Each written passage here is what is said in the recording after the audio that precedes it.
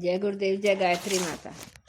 अंतर जगत की यात्रा का ज्ञान विज्ञान। इसमें अब प्रेरणा पंडित जी आगे लिखते हैं कि संभवतः उतनी सरल एवं सरस व्याख्यान कोई अन्य नहीं कर सका है। महर्षि के इस सूत्र के गहरे में प्रवेश करें तो यह बात साफ हो जाती है कि अविद्या है भ्रम एवं अभिषेक का कारण। इसके प्रभाव से विवेक एवं बोध अज्ञान के अंधेरे में ढक जाता है और जीवन उल्टी राह पर चल देता है। इस उल्टी समझ के कारण नश्वर शरीर को अविनाशी मानने की भूल होती है। यहाँ तक कि इस भूल की वजह से मरण धर्मा शरीर के मोह में पड़कर आत्म तत्व को विस्मृत कर दे जाता है। यह बात भी ध्यान में नहीं रहती कि पंच तत्व की देह में हड्डी मांस मल मूत्र आदि अपवित्र तत्वों के सिवा और भला क्या है, जबकि आत्म तत्व तो परम पवित्र है। परंतु फिर भी इस परम पवित्र तत्व से मुख मोड़कर अपवित्रता को सब कुछ समझ लिया जाता है। बात केवल इतनी भर नहीं, बल्कि जो अपवित्र एवं मरण धर्मा है वह सदा दुखों का ही कारण बना रहता है। भोगों की प्रकृति एवं लालसा के कारण रोग उसे घेरे रहते हैं। उपाय कितने भी क्यों न किए जाएं, पर शरीर को संपूर्ण रूप से न तो निरोग बनाया जा सकता है और न स्वस्थ। कोई न कोई विकृति एवं विकार इसे पीड़ा देते ही रहते हैं। फिर भी अविद्या के कारण भ्रम का माया जाल इतना जटिल होता है कि इस पीड़ा के स्रोत को सुख का स्रोत मान लिया जाता है। हठवादिता तो वहां तक देखी जाती है कि आत्मा के अस्तित्व तक से इनकार कर इस जड़ देह को ही सब कुछ मानने की जिद हो जाती है। प्रथम दृष्टि से यह सभी बातें लगती तो आश्चर्यजनक हैं, पर जमाने का सच यही है कि उलटबासी की यह सारी लीला अविद्या के कारण रची जाती है। अविद्या की सूक्ष्म व्याख्या करने में महान दार्शनिकों ने अपने समूचे तर्क कौशल का प्रदर्शन किया। हालांकि ये सभी व्याख्याएं प्राय भाष्यकर आचार्य शंकर के मत के इर्द गिर्द घूमती नजर आती हैं।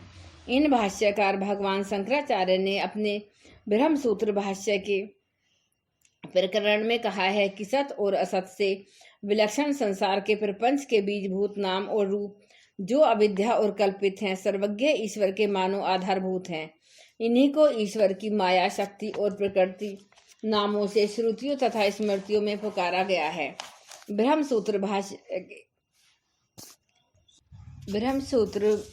भाष्य के प्रकरण में आचार्य अविद्या, अव्यक्त, आकाश और अक्षर एवं माया आदि शब्दों को समानार्थक बतलाते हैं और कहते हैं कि माया को तत्व या तत्व से भिन्न कहकर निरूपित नहीं किया जा सकता।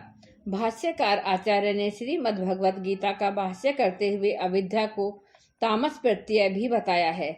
इस प्रकरण में वह कहते हैं कि तमसो ही प्रत्यय आवरणात्मक तवात अविद्या, अर्थात आवरण करता होने के कारण तामस प्रत्यय ही अविद्या है। इन भाष्यकार भगवान ने इस विषय में अपने विभिन्न भाष्य प्रकरणों में अति गहन एवं सूक्ष्म विवेचन किया है। आचार्य का यह विवेचन इतना गूढ़ एवं गहन है कि इनके बाद के अनेकों आचार्यों एवं दार्शनिकों ने इसकी व्याख्या में अलग अलग ग्रंथों की रचना की है। अनुभवी साधकों व संतों ने भी अविद्या या माया पर अपनी मार्मिक टिप्पणियां की हैं। अक्कड़ फक्कड़ संत कबीर ने अपने अनुभव की बात करते हुए कहा है, माया महाठगनी हम जानी, अर्थात यह माया महाठगनी है। हम जान गए हैं कि एक अन्य स्थानों पर वे कहते हैं कि रमैया की दुल्हन लुटा बाजार, ब्रह्मा लुटे महादेव लुटी गए, अर्थात माया जो राम की पत्नी है उसने पूरा बाजार ही लूट लिया है। अरे उसने तो ब्रह्म एवं महादेव को भी नहीं छोड़ा। अपने गोस्वामी जी महाराज इसे मोह का मुख्य कारण मानते हैं। वह कहते हैं कि माया या अविद्या की मोह शक्ति इतनी प्रबल है, यह शिव एवं ब्रह्मा को भी नहीं छोड़ती। वे कहते हैं कि युद्धा भेद यद्यपि कृत माया, यानी कि सारे भेद असत होते हुए भी माया के द्वारा किए हुए इन दार्शनिक एवं संतों के विचारों की गहराई में पैठ करते हुए यदि अनुभूतियों के अतल तल में प्रवेश करें तो अनूठी एवं अनोखी बात यही है कि अविद्या ही भ्रांति बंधन अविवेक का कारण है और इसका उपाय यही है कि किसी तरह यह भ्रम टूटे और अविवेक जागृत हो। हालांकि यह है कि अति कठिन। तुलसी बाबा तो कहते हैं कि बिनु हरिजाई न कोटि उपाया, भगवान का भजन किए बिना यह करोड़ों उपाय करने पर भी नहीं जाती। और यदि भक्ति पनप जाए, योग साधक का परम तत्व परमात्मा से योग बनने लगे, तो अविद्या का निराकरण अति सरल हो जाता है। तुलसी बाबा तो यहाँ तक कहते हैं कि हरि सेव कही न व्याप अविद्या, अर्थात भगवान के भक्त को अविद्या व्याप्ति भी नहीं है। संभवतः यही कारण है कि योग ऋषि पतंजलि ने कलेशों को घटाने वाले अपने क्रिया योग में ईश्वर प्राणिधान को मुख्य स्थान दिया है। ईश्वर प्राणिधान रूप भगवत भक्ति का साधक के हृदय में उदय होते ही अविद्या रूपी कलेश स्वतः ही घटने मिटने लगता है। स्वयं को दृश्य समझने की भूल। अविद्या के भ्रम टूटने पर, माया के छूटने पर जीवात्मा को अपने स्वरूप का बोध हो जाता है। यह माया का आवरण यदि प्रगाढ़ बना रहे तो सूत्रकार पतंजलि कहते हैं कि अस्मिता उतनी ही प्रबल होती है। अस्मिता के स्वरूप को महर्षि अपने अगले सूत्र में स्पष्ट करते हैं। महर्षि का यह सूत्र अपने में गहरे अर्थ छुपाए है, बड़ा गूढ़ दार्शनिक एवं आध्यात्मिक रहस्य है। इस सूत्र में इस क्रम में थोड़ा विचार करें तो स्पष्ट होता है कि ये कलेश क्रम से एक दूसरे से जुड़े हैं। पहले कलेश का परिणाम अगला कलेश, इस तरह से पहले कलेश का कारण पहला कलेश। इस दृष्टि से अविद्या का ही परिणाम है। अस्मिता और अस्मिता का कारण अविद्या है। माया का इंद्रजाल ज्यों त्यों सघन और प्रगाढ़ होता है, त्यों तो अहंता बढ़ती जाती है। इस अहंता की वजह से मनुष्य गलत सोचता है, गलत देखता है और समझता भी गलत है। उसकी निर्णय शक्ति भी जाती रहती है। इसके द्वारा दुष्कर्म की स्वाभाविक संरचना होने लगती है। विवेक समाप्त हो जाता है। फिर उसे कोई भी कुछ समझाए, सबका सब अर्थहीन व निरर्थक हो जाता है। साथ ही परम पूज्य गुरुदेव अपनी अंतरंग आध्यात्मिक चर्चाओं में इस सूत्र की बड़ी अनूठी एवं दुर्लभ व्याख्या करते थे। वह अहम अहंकार व अस्मिता के बड़े गूढ़ अर्थ बताते हैं। एक चर्चा में उन्होंने कहा, वैसे तो अहम अंतःकरण चतुष्टय का एक महत्वपूर्ण हिस्सा है। मन बुद्धि चित्त अहम यही अंतःकरण चतुष्टय, इसमें मन एवं बुद्धि चेतन मन में क्रियाशील होते हैं, जबकि चित्त एवं अहं की क्रिया अचेतन होती है। उनके अनुसार यह अहम वह पहला और मुख्य झरोका है जिसके द्वारा आत्मा प्रकृति को निहारती है। परंतु मायावश अविद्यावश जब प्रकृति के दृश्यों में इतना खो जाती है कि स्वयं के स्वरूप को भूलकर अपने आप को झरोका समझ लेती है, तो सब गड़बड़ियां पनपने लगती हैं। अहम ही उसका परिचय होता है, इसी को कर्ता होने का अभिमान होता है। स्थितियां कुछ ऐसी बनती हैं कि आत्मा का विराट व्यापक एवं देवी स्वरूप संपूर्णतः विस्मृत हो जाता है। अब बची रहती है तो केवल अहम की शुद्धता, जो अभिमानवश अपना आकार बढ़ाना चाहता है। अहम का यह बढ़ता आकार ही तो अहंकार है। इसी वजह से दृष्टा स्वयं को दृश्य समझने की भूल कर बैठता है। जो यथार्थ में देखने वाला है वह अपने को झरोका समझ बैठता है और अपने विस्तार प्रकृति के निरंतर परिवर्तन होते हुए दृश्यों में करता है। इनके बनने पर स्वयं को बनता हुआ और अनुभव करता है, इनके मिटने पर स्वयं को मिटते हुए देखने का भय करता है। यह पहली कुछ उलझी हुई जरूर लगती है, परंतु थोड़ा सा ध्यान दे तो हमारे अपने स्वयं के दैनिक जीवन में घटित होती है।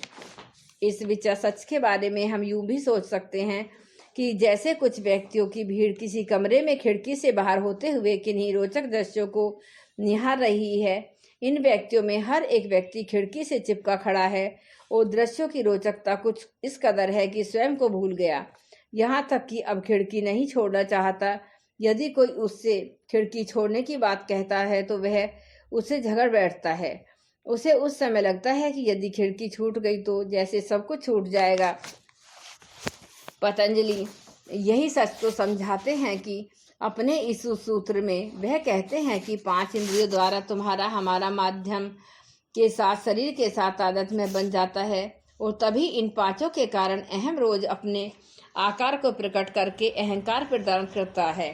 अहंकार झूठा अस्तित्व है। अहंकार वह सब कुछ है जो न आप हैं और न हम हो सकते हैं। यह सब कुछ वैसा ही है जैसे कि खिड़की में खड़ा हुआ आदमी स्वयं को खिड़की सोचने लगता है। ध्यान से सोचे तो हम सभी यही कर रहे हैं। अहम चित्त मन एवं बुद्धि अंदर की खिड़कियां हैं, अंतर के कार्य के साधन है, इसलिए तो इन्हें अंतःकरण कहते हैं। जबकि बाहर की 5 ज्ञानेंद्रियों एवं 5 कर्मेंद्रियां वह कारण है।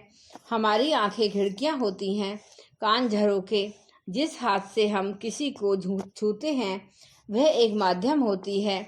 हम में से कोई भी न तो आँख है, न कान, न हाथ ही पाँव। फिर भी हम सब आत्मा को भूले हुए, स्वयं को देह और अहंकार माने हुए, यह सब अविद्या के भटकावे, भुलावे, बहकावे ही तो परिणाम है।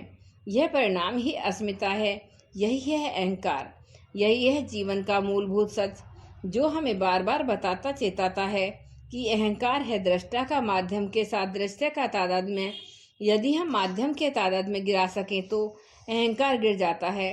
अहंकार को मिटाने का रास्ता यही है, हम न बनाएं अपने शरीर में इंद्रियों के साथ तादाद में। यह हो सके तो तभी यह अहंकार विलीन हो सकता है। इसी पीड़ा से बचने का एक रास्ता और भी है। यदि इस अहंकार को अपने सद्गुरु का सेवक बना दें, इसे बना डालें प्रभु की अनन्य भक्त, तो फिर यह नष्ट तो नहीं होता, रूपांतरित अवश्य हो जाता है। कुछ इस तरह जैसे कि जली हुई रस्सी, जो दिखती तो सामान्य रस्सी की ही भांति है पर बांधने में समर्थ नहीं। ठीक उसी तरह रूपांतरित अहम भी पीड़ादायक नहीं रहता। यदि इसे न मिटाया गया तो कलेशों का क्रम आगे बढ़ता रहता है। जय गुरुदेव, जय गायत्री माता।